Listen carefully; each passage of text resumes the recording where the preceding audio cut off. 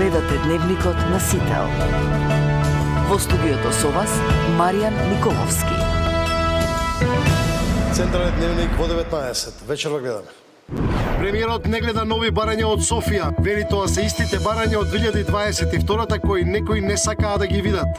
Ќе имали предвремени избори. Мицкоски искористи формулација многу брзо. Не прецизира дали тоа значи редовни во 2028 или предвремени следната година. Серија неправилности откри државниот ревизор при исплата на социјална помош. Савевски не гледа спорно што премиерот му телефонира. САД и Иран втор ден разменуваат напади. Евроинтеграциите и оптимизмот, новите идеи на Мерц и Макрон за политичката клима во државата, можните избори и слабата опозиција. Во тема на денот Ивон Величковски, претседател на Нова Република. Добро вечер, останете овде, почнуваме веднаш.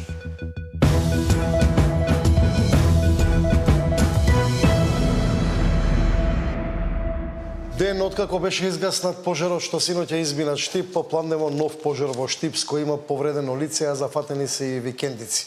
Упатен е апел до надлежните институции за брза интервенција. Според сведоштата од терен, огнот веќе зафатил викендички и се движи кон исклучително непристапен терен, каде што е речиси невозможно да се интервенира со возила и екипи. Директорот на дирекцијата за заштита и спасување, Стојанчо Ангелов, информира дека веќе дејствува ертрактор на ДЗС во гасењето на пожарот над Штипско Ново село. Тој соопшти дека има повредено лице, собственик на викендица зафатена од пожарот.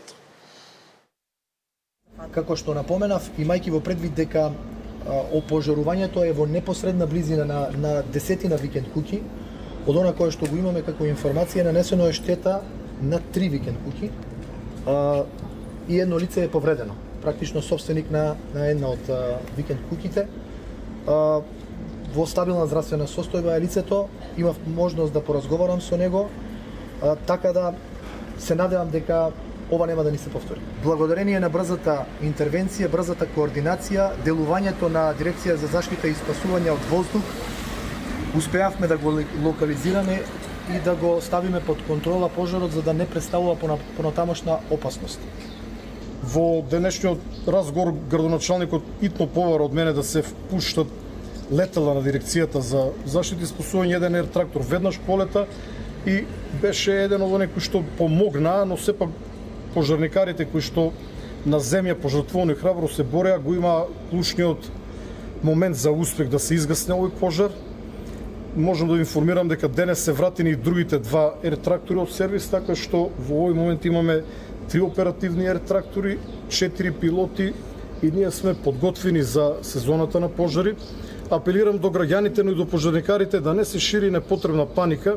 Сите пожари кога се гледат од блиску изгледат страшно и да, тие се страшни, но наша задача е да ги гасиме, а не да шириме паника. Паниката може да предизвика дополнителна несреќа или дополнителна штета. Премиерот не гледа нови барања од Софија. Вели тоа се истите барања од 2022-та кои некои не сакаа да ги видат. Ќе имали предвремени избори. Мицкоски искористи формулација многу брзо. Не прецизира дали тоа значи редовни во 2028 или предвремени следната година.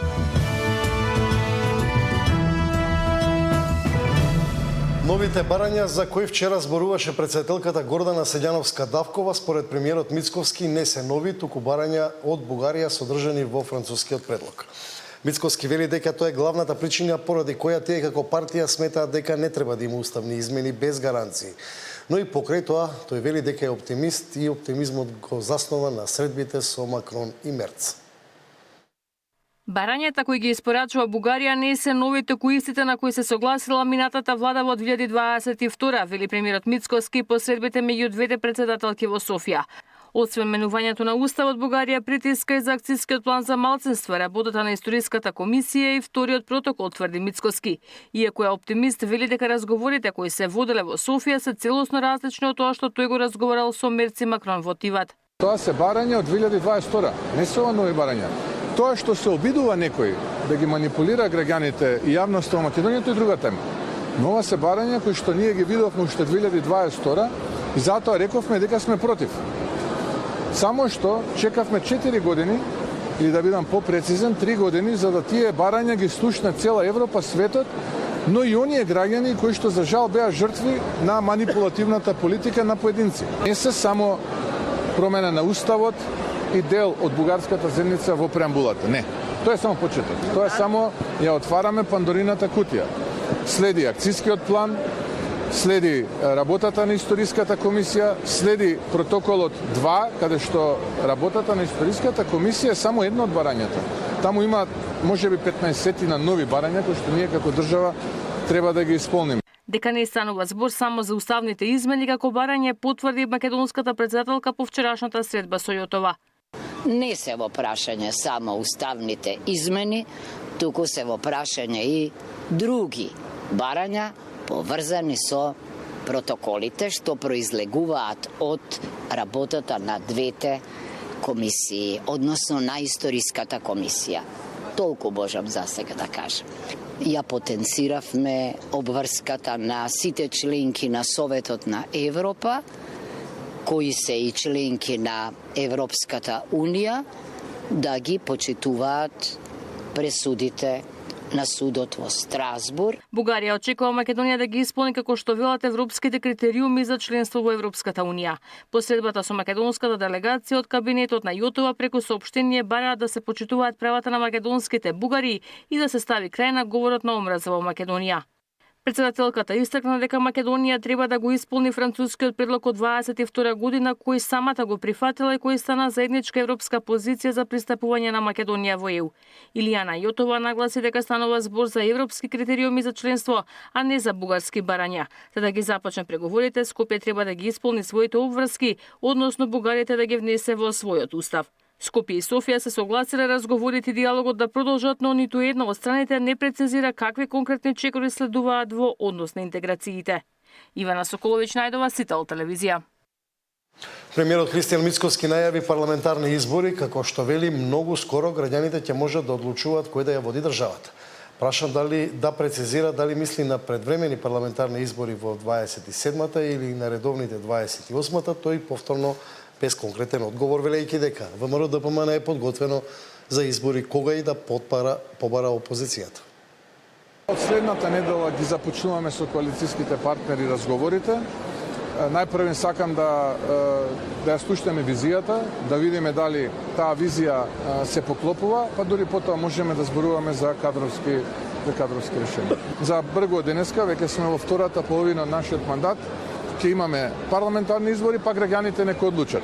Дали овие кои што капитулира, ја ограбија, ја осиромашија, ја уништија Македонија, треба да добијат еден пратеник, или ние кои што нудиме сосема еден нов современ концепт кој што се темели на многу работа, напорна работа, вакви објекти из цела Македонија, но истовремено безкомпромисна битка со аргументи и со став за националните интереси. Тоа е она кој што ќе добиете од оваа опција. Од другата опција гледате свитка на кичма, меко ткиво, криминал, корупција, грабеж, понижување, омаловажување. Тоа ќе биде изборот на следните парламентарни избори и граѓаните ќе треба да одлучат. Ние влегуваме во втората половина од мандатот и политички умно е кога ќе влезете во втората половина на мандатот да бидете подготвени на секакви сценарија. Ние сме кажале дека наша опција која што ја преферираме како влада е редовни избори во 2028 година. Но сме подготвени секогаш како политичка партија, доколку тоа опозицијата го бара, да излеземе на терен и повторно да победиме. Реагираше опозицијската СДСМ, посочувајќи дека изјавата на Мицкоски за избори доаѓа откако со месеци тврдеше дека нема да има предвремени избори. Сега одеднаш изборите се многу скоро. Ова не е прв пат Мицкоски да ја менува приказната според моменталната потреба. Има двајца Христијан Мицкоски, едниот кој го враќаше името, најавуваше поништување на Преспанскиот договор, а другиот го прогласи за ремек дело на дипломатијата. Едниот беше против НАТО, другиот сега го фали со членството. Мицкоски и неговата банда се плашат од моментот кога ќе немаат повеќе пари за да ја одржуваат власта и тендерите. Затоа штом ти им снема пари за задолжување, ќе побрзаат кон избори, стои во реакцијата на СДСМ. Серија неправилности откри државниот ревизор при исплата на социјална помош. Савевски не гледа спорно што премиерот му телефонира.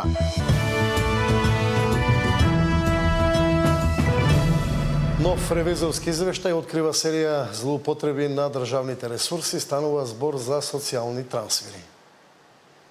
Истовремено си примали и социјално и пензија. Државниот завод за ревизија утврди низ за неправилности и слабости во системот за остварување и исплата на правата за социјална заштита во Македонија. Најновиот извештај открива дека во 2024 година незаконски биле исплатени најмалку 236.000 евра на 235 лица, кои паралелно си користели пензија и социјална помош. Од овие средства 10,7 милиони денари неосновано завршиле кај 190 корисници на гарантирана минимална помош. 3,3 милиони денари биле исплатени по основ на правото на социјална сигурност на 40 стари лица и 426.000 денари биле доделени како трајна доместок на 5 корисници. Ревизијата лоцирала и 11 лица кои оствариле право на социјална помош за стари лица, без воопшто да исполнат законската старосна граница, со што е предизвикана дополнителна штета од 52.000 евра. Поради неажурност и интегрираниот информацијски систем, кај 12 корисници не биле евидентирани податоците дека веќе примаат паричен доместок за невработеност, со што буџетот е оштетен за уште 740.000 денари. Покрај финансиските импликации, извештајот нотира и загрижувачка состојба во поглед на административното управување и инфраструктурата. Како особено критична е посочена состојбата во меѓуопштинскиот центар за социјални работи, каде што службите се сместени во дотраени бараки со субстандардни услови за работа и несоодветни простории за прием на странки. Откриено е дека не постои системско следење на уплатите и вратените средства, ниту координација помеѓу Министерството и Центарот за социјални работи, што создава ризик од ненавремена и нецелосна наплата. За надминување на утврдените состојби дадени се препораки за унапредување на правната рамка, програмското планирање, постапките за остварување на правата од парична помош и надзорот над нивната исплата, со цел поефикасно и поефективно користење на буџетските средства. Габриела Лескова, Сител телевизија. Телефонскиот повик од премиерот до државниот јавен обвинител не е спорен, вели Савески. Комуникацијата е оценува како неопходна соработка меѓу институциите. Додека од владата доаѓаат пораки за незадоволство од темпото на испорачување правда, Савески уверува дека тоа не влие врз неговите одлуки. Државниот обвинител Ненад Савески смета дека немало ништо спорно што му се јавил премиерот, бидејќи како што вели можел секој да му се јави, па и председателот на владата.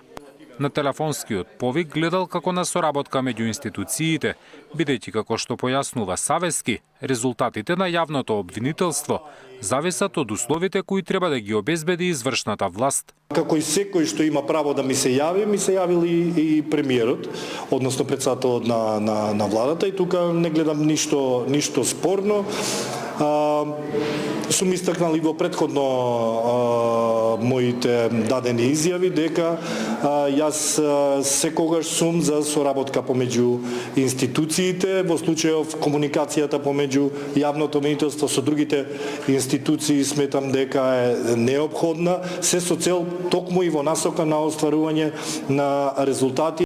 Во однос на изјавата на премиерот дека трпението му е при крај заради незадоволителното темпо со кое институциите испорачуваат правда, Савески вели дека секој имал право да изнесува своји ставови, а обврска на обвинителството било да испорачува резултати и да ги исполни очекувањата. Реакциите не му влијаеле во постапувањето или носењето одлуки. Државниот обвинител најави дека наскоро ќе има јавна обвинителска одлука за случајот со шпионажа во кабинетот на председателката. На заеднички состанок со истражителите од МВР и обвинителството бил направен план за дополнителни истражни дејствија, а се анализирале и снимки од видеонадзорот. Имаше координативен состанок на кој што и јас присуствував. Се направи еден план за понатамошни истражни дејствија.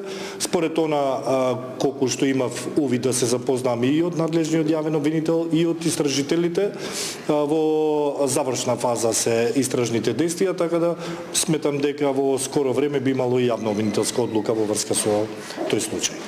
Савески информираше дека предметот мазут за кој беше сопрена истрагата е во вишото јавно обвинителство и во наредниот период ќе биде донесена одлука дали ќе бидат земени предвид забелешките на ЕСМ. Зоран Јаневски, Сител телевизија. Судија за извршување на санкции при Основниот кривичен суд Скопје му издал упатен акт на поранешниот граначалник на Карпош Стефчо Јакимовски за издржување на едногодишната казна затвор. Како што соопштуваат од Кривичниот суд, Јакимовски треба да се јави во затвор Скопје на 2 јули 2026 година. Предходно апелацискиот суд Скопје делумно ја потврди правостепената пресуда за предметот за изградба на општинската зграда во Карпош и ја потврди едногодишната затворска казна за кривичното дело бесправно градење. Во казната ќе му биде пресметано и времето поминато во куќен притвор од 19 март до 15 август 2019 година. Јакимовски пред 2 дена на пресконференција пред бараките за кој е осуден кажа дека во оваа ситуација е виновен за да биде спречен да се кандидира на повторените избори за градоначалник на општина Карпош.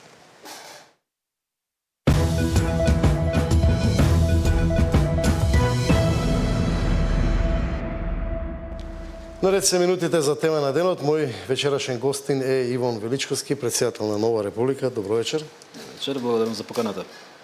Еве, некако имавме некаква прва средба на високо ниво меѓу Македонија и Бугарија. Председателката Силјановска беше таму. Разговараше со Јотова. Првичните нејзини печатоци се дека Бугарија има нови барања. Премиерот вели дека тие не се нови барања, биле стари. Некако се отвара темата во јавноста околу тоа како се толкува францускиот предлог и односно преговарачката рамка. Има различни погледи. Што според вас во моментов е реалност?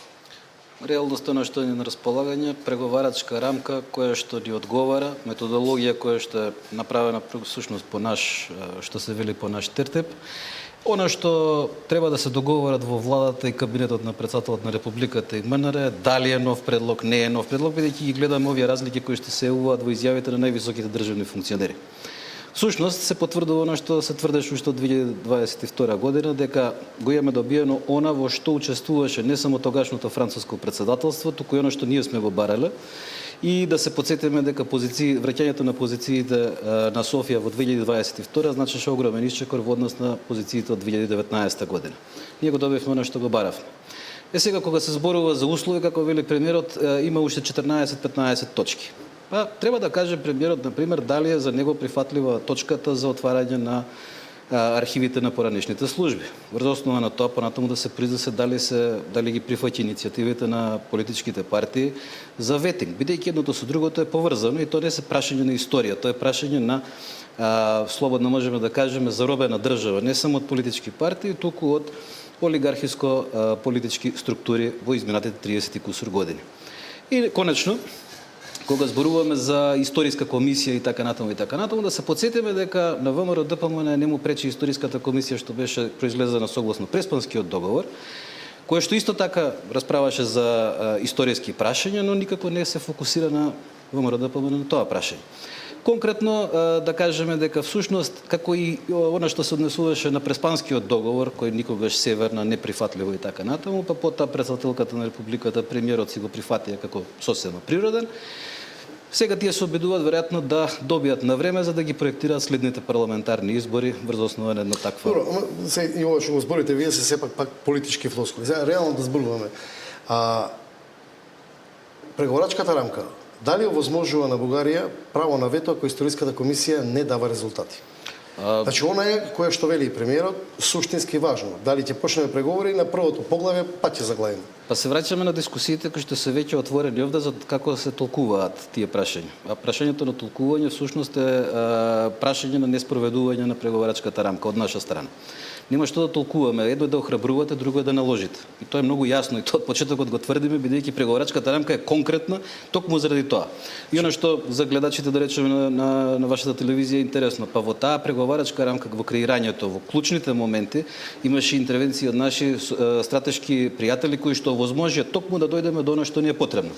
За на крајот да ние сега се фемкаме околу условот дали да ги ставиме бугарите во уставот заедно со хрвати, словенци и така натаму, со што на наше барање ние правиме јасна дистинкција помеѓу двата народи. Според вас сметате дека Бугарија нема можност да постави вето ако историската комисија не испорача година, 2, 3 никаков резултат? ние ќе добиеме вето од било која земја членка на Европската унија за она зашто за овие прашања ветото е исклучено токму на ваков начин. Но тоа е оно што ние не смееме да си го признаеме дека пред нас се обврски што сме ги преземале подготвени да ги спроведуваме. И затоа во еден момент и ВМРО, ДПМН и СДСМ се повлекоа. Тоа е целата работа и сега во овој период сега треба да се направи едно зовривање кое што потоа треба да се излади за време на летните празници. За при тоа тема да стане дали ќе има реконструкција, па како ќе изгледа реконструкцијата, па дали премиерот како вели дали ќе има иста визија со неговите коалициони партнери. Демек ги смени коалиционите партнери, истите се како и до сега. Која е нова визија? Значи, затоа ви кажувам, сега зборуваме практично отвараме вештачки дилеми. Исто како што тие беа отворени вештачки од 2022 година. Во последно време се спомнува акцијскиот план за малцинства. Што може тука да биде спорно, да речеме? Тука има некои, барем во јавноста, се уште некои непрецизни податоци. Наводно, земјите членки го прифатили, една земја членка, така барем според владата, вели дека тоа е веројатно Бугарија која се противи. А зашто имаме ние информација од нашата влада? Ајде да го поставиме тоа вака. И да ви дадам втора илустрација за тоа како Европската унија е еден специфичен, но функционален механизам. Да го земеме примерот со монетата од 2 евра што сакаше да лансира Бугарија, со бугарската азбука. Како одеднаш тоа е запрено? Зошто? Затоа што самата Европска унија нема намера да создава идни идентитетски и слични спорови. Затоа што не е целта на Европската унија да создава идентитетски спорови, туку да ги штити идентитетите на нациите во нејзин состав. Да, со тоа идентитетите на народите во однос на земји членки во Европската унија и веројатно поради тоа. Затоа се консултирани и земји кои што не се членки на Европската унија. Затоа вклучително да, според оние брифинзи кои што се направени, кои што биле нели замолено да биде јасно пренесено, цитирано, но без давање извори. Зошто е тоа така? Затоа што Европската унија следната фаза е нејзина на тамошно компактизирање, станување уште покомпактна и единствена целина. Впрочем, во свет во кој што ги имате повеќе полови на одлучување, тргнувајќи сакате од Соединетите американски држави, нели, земјите, не знам, Русија, Кина и така натаму и така, Европската унија е еден од факторите кои што ќе бидат тука. Добро, малку од друга страна е парадоксално, значи ако се гледаат односите со Бугарија и барањата, но од друга страна по премиерот вели дека е оптимист. Поради средите со Макрон затоа и Мерц, не открива од кај му иде оптимизмот, но имате ли ви информација кај му иде оптимизмот? Видете, како што се приближуваат изборите во Србија, така одеднаш овдека тргнуваат теми за избори предвремени во Северна Македонија. Па се кажеш дека премиерот блефира со оптимизмот или? Па не можам да кажам дека сум уверен во неговата изјава, да бидам политички коректен. Втората работа, зборувавме цело време како бе гаранции се бара. Забележуваме дека одеднаш темата за гаранции за идентитетот јас нема, затоа што сите знаеме дека е тоа смешно да бараме гаранции за собствен идентитет. Нашиот идентитет, како македонци, е македонски. И тоа не можеме да барам некој да ми го гарантира. Јас сум тој што си го гарантира. Вториот дел, нашиот идентитет го гарантираме овде, ќе дозволите само една кратка експликација. Овде, во нашите институции, во нашата земја. Дали е идентитет да останете без доволен број професори по македонски јазик? Секако дека нема да влијае позитивно на идентитетот. Само да ве потсетам дека ние имаме вкупно меѓу 26 и 30 студенти што се запишуваат во прва година на 190 места квота. Бегате од темата. Не ви бегам од квотата, од темата. Идентитетот го браниме тука и ние, тоа е наш. Прва работа. Втора, да открием и да дознам што го прави премиерот оптимист кога вели дека разговарал со Мерц и Макрон, а при тоа амбасадорот вели дека прво мора да се направат уставни измени, па за да може да се реализира нивниот под наводници иден план. Но тој иден план на крајот од денот завршува со ратификација на пристапниот протокол за членство во бугарскиот парламент. Затоа прашувам, ама нема нови процедури. Значи, видете, неговиот оптимизам се темели на тоа каде се наоѓа. Кога е отиват во нивно окружување оптимист, кога ќе се врати во Скопје, идеја во тоа окружување се враќа на својата партиска нарација. За жал, тоа е наша очигледно владина политика, но тоа секако дека не е вистинска политика. Заради тоа сега ќе одиме повторно кажувам на сите можни дисторзии, вклучително сакате предвремени, редовни избори и така натаму и ќе ги вртиме истите теми. Ако зборуваме за оптимизам, оптимизам може да најде владата на ВМРО-ДПМН само во одлагање на процес и така сакаа да го представат нон-пейперот за кој што се зборуваше во јавност. Но тој нон-пейпер не се однесува на проширувањето за нас кој што имаме јасни чекори, јасна методологија и јасна преговарачка рамка. Се ни е кажано и се ни е на располагање, само ни се повторуваат пораките. И како што расте нервозата во делот на спроведете го тоа што сте го договорили и дајте да продолжиме натаму, така расте нервозата, затоа што на сите ни станува јасно дека всушност бегаме од поглавијата владење на правото, бидејќи тоа е првото поглавие за кое ќе се преговара, а потоа знаете како е. Треба да заборавиме на темите, сакате 50 и кусур до 100 тони марихуана, сакате афера Мазут да се заборави, се што сака. Веќе друга политика. Вие сте една од ретките политичари во Македонија, покрај ДУИ, например, кои заговараат уставни измени, СДСМ исто еден период ги немаше, па сега има реторика, па мислам дека постконгресно пак им е спласната таа реторика. Имате некоја идеја, например, вие дека треба да се организира собирање подписи да се внесе во парламентот предлог закон. Да. Колку е тоа реално или...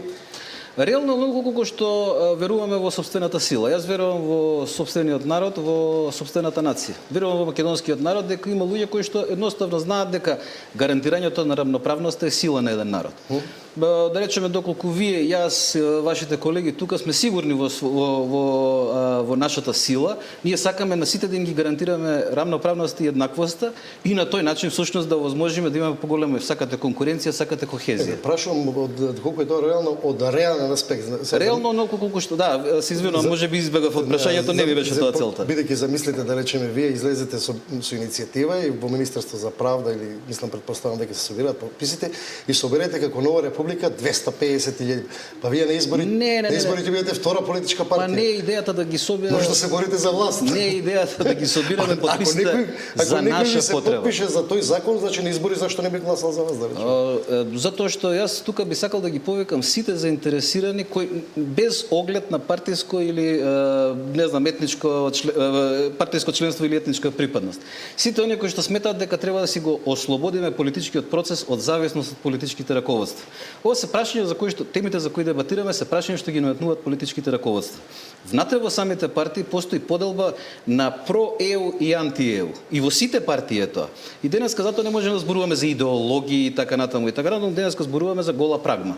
Во голата прагма да си кажеме вака, каде и да се завртиме околу нас 360 степени, ќе видиме дека постои ѓубре на сите страни. Но каде и да се завртиме 360 степени околу нас, ќе видиме дека постојат подготвени луѓе тоа да го исчистат. Во тој дел, верувам дека луѓето немаат потреба да пристапат кон партиска иницијатива. Ние се нудиме како сервис. Ние се нудиме нашиот еднаков рамноправен придонес да го дадеме, а верувам дека не 150.000 многу повеќе има кои што се свесни. Кратко, тоа ќе остане на идеја или планирате? Во овој момент ја нудиме како идеја, затоа не зборувавме конкретно и за иницијативен одбор, затоа што во тој иницијативен одбор сакаме да ги вклучиме сите без оглед на нивните припадности да влезат внатре во такво нешто. Не е работата да Нова република каже тој ќе биде во иницијативниот одбор. Тогаш е само една обична партиска класична иницијатива. Такви работи до сега имало многу. Јас нудам етнички, македонски, но и национален, кохезивен, врзивен елемент. И ги советувам партиите, нека разгледаат оваа иницијатива. Ако пречиме ние, нема проблем. Ќе се тргнеме, но нека се реализира. Добро. Силата е во граѓаните. Ќе има предвремени избори? Според ова што го гледаме, да. Колку порано ги има, толку порано ќе ги имаме и следните предвремени избори потоа. Паралелно заедно со претседателските?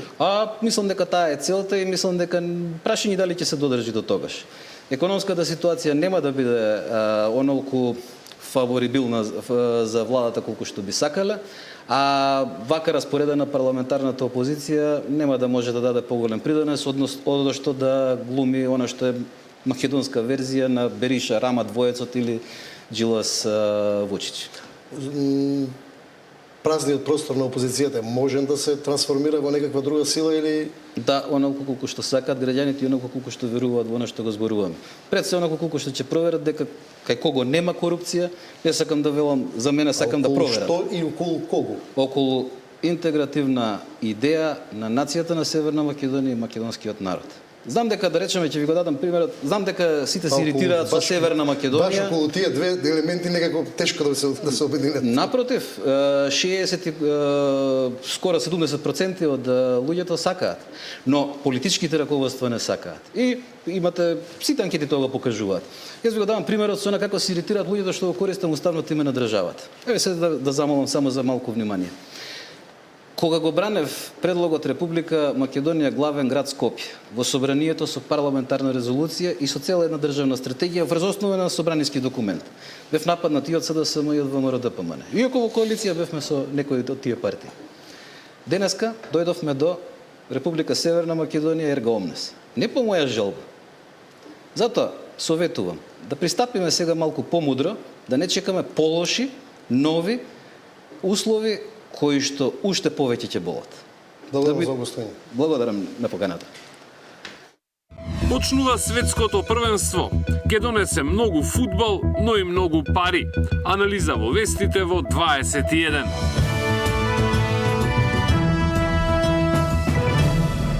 По собранието поминаа законските измени со кои се овозможува изградба на дата центри во Македонија. Премиерот вели дека има десетици заинтересирани компании за инвестирање.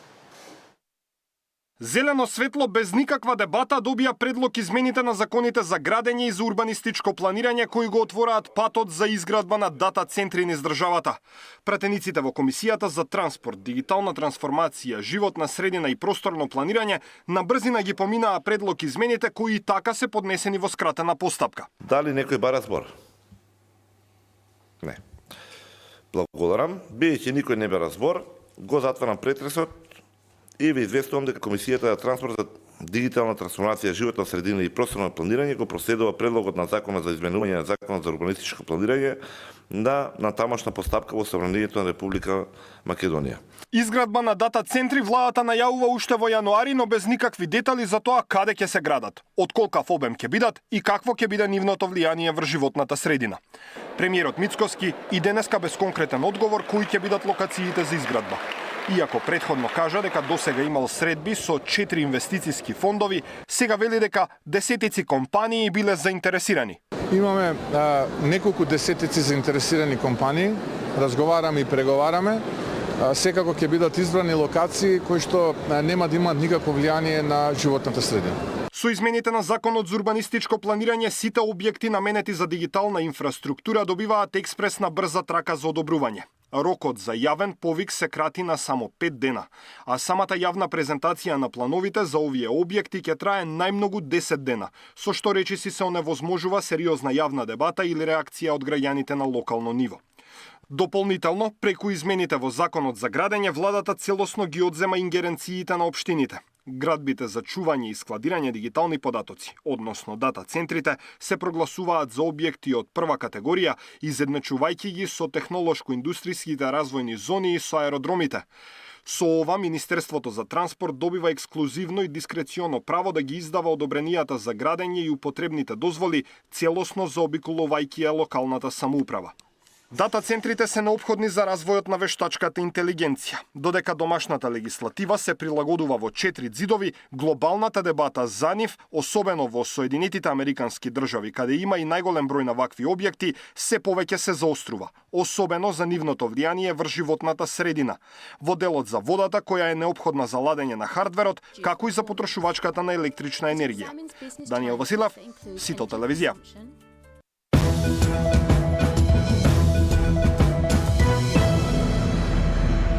По продолжение блог